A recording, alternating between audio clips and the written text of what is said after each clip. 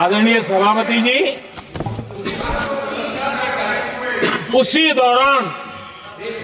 दरमियान उस समय के प्रधानमंत्री पंडित नेहरू जी ने मुख्यमंत्रियों को एक चिट्ठी लिखी थी।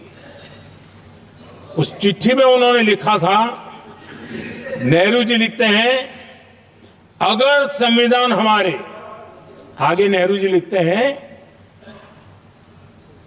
अगर संविधान हमारे रास्ते के बीच में आ जाए, ये नेहरू जी लिख रहे हैं, अगर संविधान हमारे रास्ते के बीच में आ जाए, आगे नेहरू जी कह रहे हैं, तो हर हाल में संविधान में परिवर्तन करना चाहिए। ये नेहरू जी ने मुख्यमंत्रियों को चिट्ठी लिखी।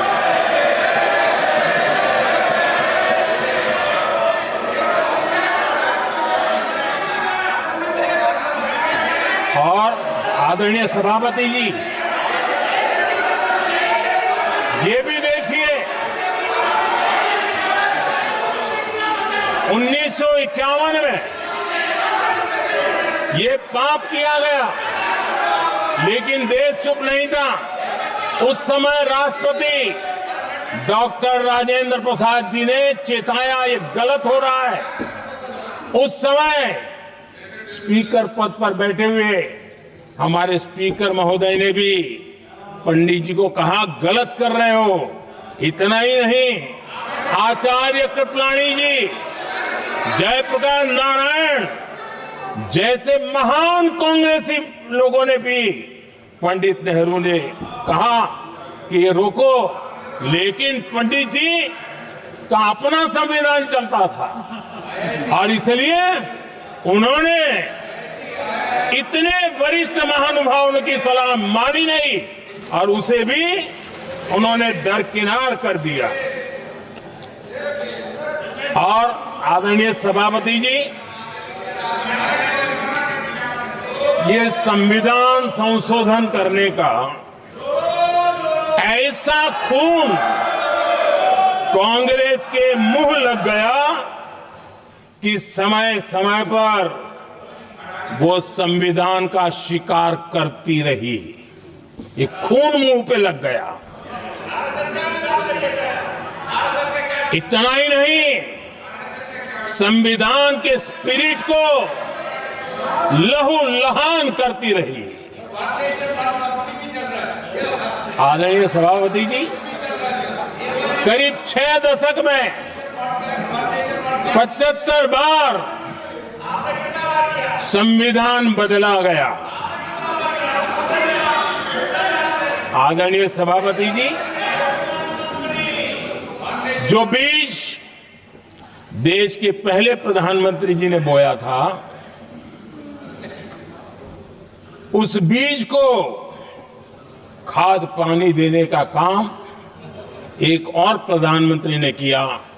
उनका नाम था श्रीमती इंदिरा गांधी।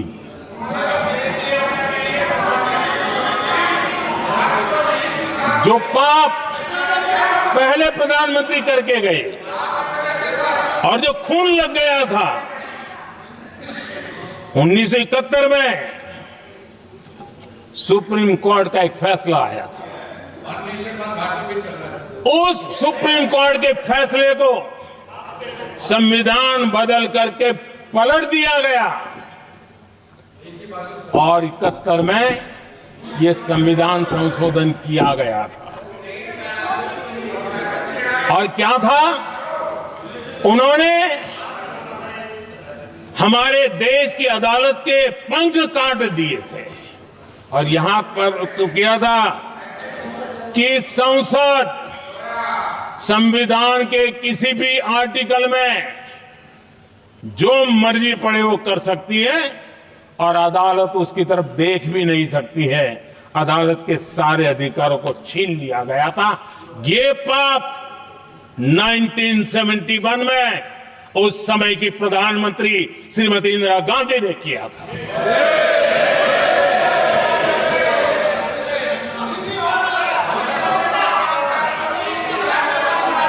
और इस परिवर्तन ने इंदिरा जी की सरकार को मौलिक अधिकारों को छीनने का और न्यायपालिका पर नियंत्रण करने का अधिकार दिया, सक्षम बना दिया था। आदरणीय सभापति जी, खून मुंह पे लग गया था, कोई रोकने वाला था नहीं। और इसलिए जब इंदिरा जी के चुनाव को गैर रीति के कारण, असंवैधानिक तरीके से चुनाव लड़ने के कारण अदालत ने उनके चुनाव को खारिज कर दिया और उनको एमपी पद छोड़ने की नौबत आई, तो उन्होंने गुस्से में आकर के देश पर इमरजेंसी थोप दी, आपातकाल लगा दिया अपनी कुर्सी बचाने के लिए। और उसके बाद इतना ही नहीं, उन्होंने इमरजेंसी तो लगाई, संविधान का दुरुपयोग तो किया ही किया, भारत के लोकतंत्र का गला तो घोंट ही दिया। लेकिन 1975 में 39वां संशोधन किया और उसमें उन्होंने क्या किया, राष्ट्रपति, उपराष्ट्रपति, प्रधानमंत्री, अध्यक्ष, इनके चुनाव के खिलाफ कोई कोर्ट में जा ही नहीं सकता है, ऐसा उन्होंने, और वो भी रिट्रोस्पेक्टिव किया, आगे के लिए नहीं, पीछे का भी, अपने पापों का भी उन्होंने। और आदरणीय सभापति जी, मैं संविधान की बात कर रहा हूं, मैं संविधान के आगे पीछे कुछ नहीं बोल रहा हूं।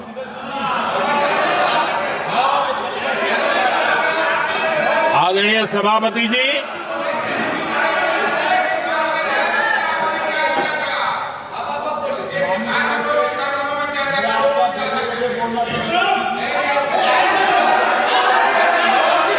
आदरणीय सभापति जी,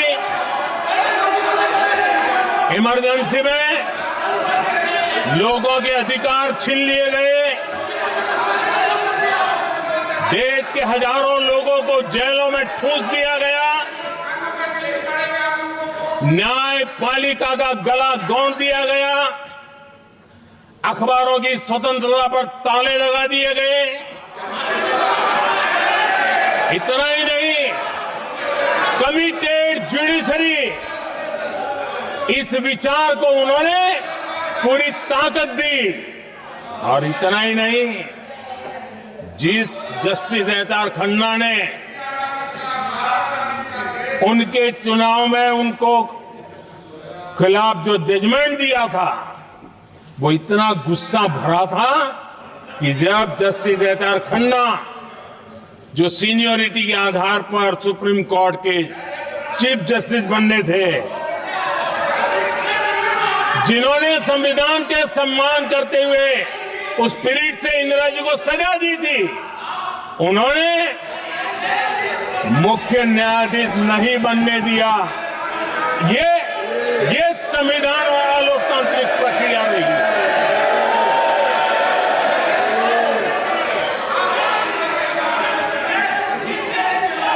आदरणीय सभापति जी, यहां भी ऐसे कई दल बैठे हैं जिनके मुखिया भी सारे जेल में हुआ करते थे। ये इनकी मजबूरी है कि वहां जाके बैठे हैं, उनको भी जेलों में ठूस दिया गया था। आदरणीय सभापति जी, देश पर जुल्म तांडव चल रहा था, निर्दोष लोगों को जेलों में ठूस दिया जाता था, लाठियां बरताई जाती थी, कई लोग जेलों में मौत के शरण हो गए थे, और एक निर्दयी सरकार संविधान को चूर चूर करती रही थी। आदरणीय सभापति जी, ये परंपरा यहां नहीं रुकी। जो परंपरा नेहरू जी ने शुरू की थी, जिसको दूसरे प्रधानमंत्री जी इंदिरा जी ने आगे बढ़ाया, क्योंकि खून मुंह पे लग गया था, और इसलिए राजीव गांधी जी प्रधानमंत्री बने, उन्होंने संविधान को एक और गंभीर झटका दे दिया। सबको समानता, सबको समानता, सबको न्याय, उस भावना को चोट पहुंचाई। आदरणीय सभापति जी, आपको मालूम है सुप्रीम कोर्ट ने शाहबानो का जजमेंट दिया था। एक भारत की महिला को न्याय देने का काम संविधान की मर्यादा और स्पिरिट के आधार पर देश की सुप्रीम कोर्ट ने दिया था। एक वृद्ध महिला को उसका हक मिला था सुप्रीम कोर्ट से, लेकिन उस समय के प्रधानमंत्री राजीव गांधी ने शाहबानो की उस भावना को, सुप्रीम कोर्ट की उस भावना को नकार दिया और उन्होंने वोट बैंक की राजनीति के खातिर संविधान की भावना को बलि चढ़ा दिया और कट्टरपंथियों के सामने सर झुकाने का काम कर दिया। उन्होंने न्याय के लिए तड़प रही एक वृद्ध महिला को साथ देने के बजाय उन्होंने कट्टरपंथियों का साथ दिया। संसद में कानून बना करके सुप्रीम कोर्ट के निर्णय को फिर एक बार पलट दिया गया। आदरणीय सभापति जी, बात वहां से नहीं अटकी है। नेहरू जी ने शुरू किया, इंदिरा जी ने आगे बढ़ाया और राजीव जी ने भी उसको ताकत दी, खाद पानी देने का काम किया। क्यों? संविधान के साथ खिलवाड़ करने का लहू उनके मुंह लग गया। आदरणीय सभापति जी, अगली पीढ़ी भी इसी खिलवाड़ में जुड़ी पड़ी है। एक किताब को मैं कोट कर रहा हूं, उस किताब में जो लिखा गया है और उसमें प्रधानमंत्री उस समय के मेरे पहले जो प्रधानमंत्री थे उनको कोट किया है। उन्होंने कहा है, मुझे यह स्वीकार करना होगा कि पार्टी अध्यक्ष सत्ता का केंद्र है। ये मनमोहन सिंह जी ने कहा है, जो एक किताब में लिखा गया है। मुझे यह स्वीकार करना होगा कि पार्टी अध्यक्ष सत्ता का केंद्र है। सरकार पार्टी के प्रति जवाबदेह है। इतिहास में पहली बार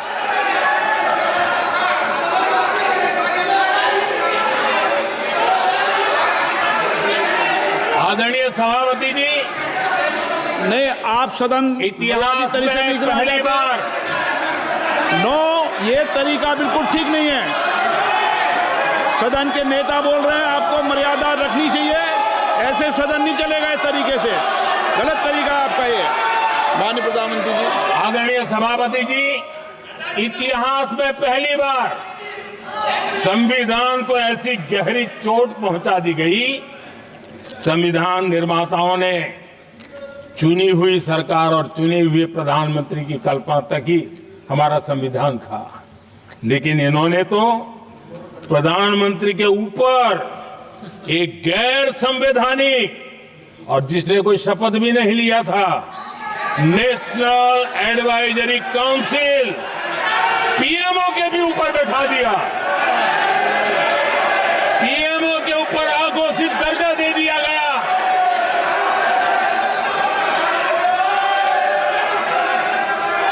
आदरणीय सभापति जी, इतना ही नहीं, और एक पीढ़ी आगे चले और उस पीढ़ी ने क्या किया?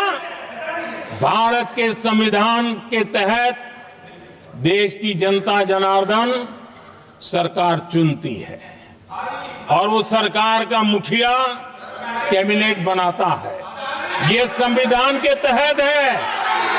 इस कैबिनेट ने जो निर्णय किया, संविधान का अपमान करने वाले अहंकार से भरे लोगों ने पत्रकारों के सामने कैबिनेट के निर्णय को फाड़ दिया।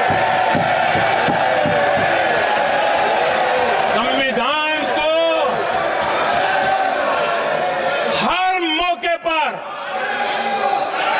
संविधान के साथ खिलवाड़ करना, संविधान को न मानना, ये जिनकी आदत हो गई थी। और दुर्भाग्य देखिए, एक अहंकारी व्यक्ति कैबिनेट के निर्णय को फाड़ दे और कैबिनेट अपना फैसला बदल दे। ये कौन सी व्यवस्था है?